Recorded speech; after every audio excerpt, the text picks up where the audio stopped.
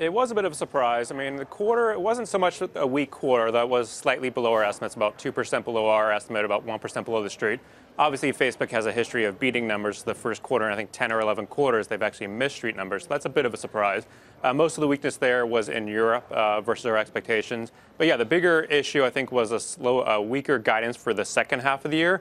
Part of that is actually intentionally inflicted by Facebook. And the other big issue was a lower long-term margin forecast, about 35%. We're at about 45% margins in 2018. So those did catch us off guard. I think that's primarily why the stock is weak today. All right, Brian, how surprised were you by these numbers? Obviously, maybe less so because you've had a low price target on this stock, 142. You've had a sell on it for a long time. Are your dreams coming true? I wouldn't call them dreams. Just trying to anticipate where the business is going, then figure out the stock after that. You know, I couldn't have said that I anticipated the deceleration in the fourth quarter specifically, but the notion of a wall of growth has always been embedded in my model. And I think it's been a major point I've made. I was just looking at research notes I published over the last year, and I've used the phrase limits to growth 71 times in notes in the last 12 months. The reality is that very few investors seem to fully appreciate, and even now, few seem to fully appreciate that digital advertising has limits, total advertising has limits. Money will not come from trade and promotion spend to save Facebook. It might help Amazon on the margins a little bit, but the reality is that the vast majority of the advertising industry will grow at a 4 or 5% rate. Digital advertising can grow teens.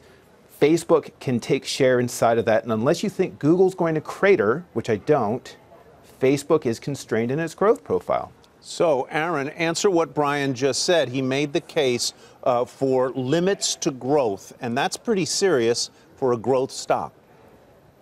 Yeah, I mean, everything has limits. I think we look at the overall advertising industry, and we agree it's probably growing 3, 4, 5%. So far, it's been the case that Google, Facebook are sucking up 90% plus of those incremental dollars.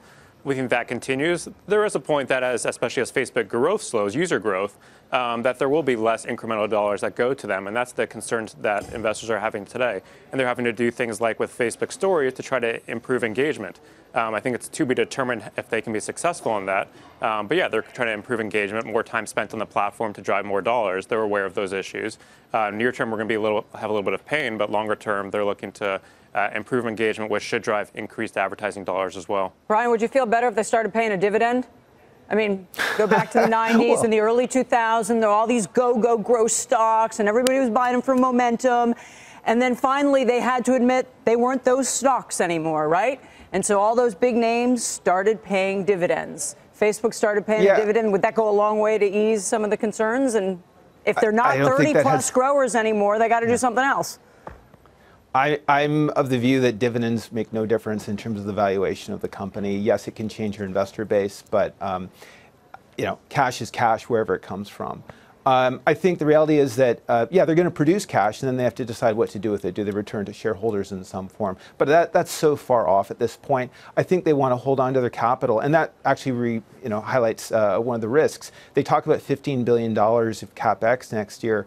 I'm pretty conservatively assuming that they're only going to marginally increase that over time. You know, I use DCF-based valuations, which means I have to make an assumption about cash flows. If you assume that CapEx rises meaningfully from those levels, and maybe it could, then that would be actually quite negative. But that said, they certainly would want to maintain the ability to do it. I have to say, though, by the way, one of the risks that people still aren't considering is that there will still be fallout from what I call systemic mismanagement of the company.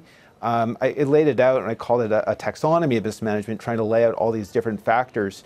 That hasn't even played out yet, right? So there are still more risks to the downside for Facebook that I don't think the market appreciates. To that point, Aaron, how comfortable are you in what the company says about its guidance at this point? I mean, analysts, including yourself and many others on the street, 44 others with buy ratings, in fact, on the street, they were willing to give them the benefit of the doubt in terms of the impact of GDPR. And look where we are today.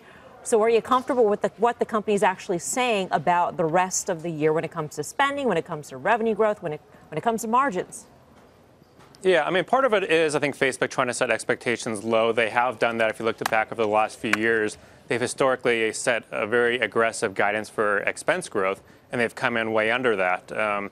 We think probably be more in line this year, but they have a history of setting expectations low and beating numbers.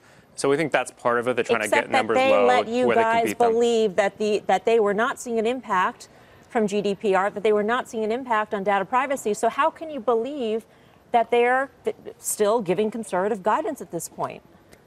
Yeah, and on the quarter, I would say the GDPR impact was fairly small, and even on the back half guidance, they said that was not a large factor of the decelerating revenue growth. There's a couple of other factors in there, such as pushing stories more, some of the privacy issues that they're going forward with. But some of these are more self-inflicted versus a GDPR issue. So let me wrap it up here. Aaron, you first. Is this Facebook a good investment today, a better investment today than it was yesterday, or not? And I'm going to ask the same question, Brian, to you. Is it a good investment, and is it better today than it was yesterday based on the price? We think, it's a good investment today. You're trading a company trading at 20 times earnings. It's not, there's still growth. It's growing, we think, about mid-20s next year, ending this year around 26% growth in our model. So for a company that's still growing mid-20s, 20 times earnings, that's pretty attractive in our minds. Our fundamentals worse than they were yesterday, sure, but the valuation's been down. You say good investment? 20% now. Brian Wieser, do you say good investment or bad investment? It depends on your time horizon. The business is not going anywhere. I just think it's overvalued as of right now. Hey there, thanks for checking out CNBC on YouTube. Be sure to subscribe to stay up to date on all of the day's biggest stories. You can also click on any of the videos around me to watch the latest from CNBC. Thanks for watching.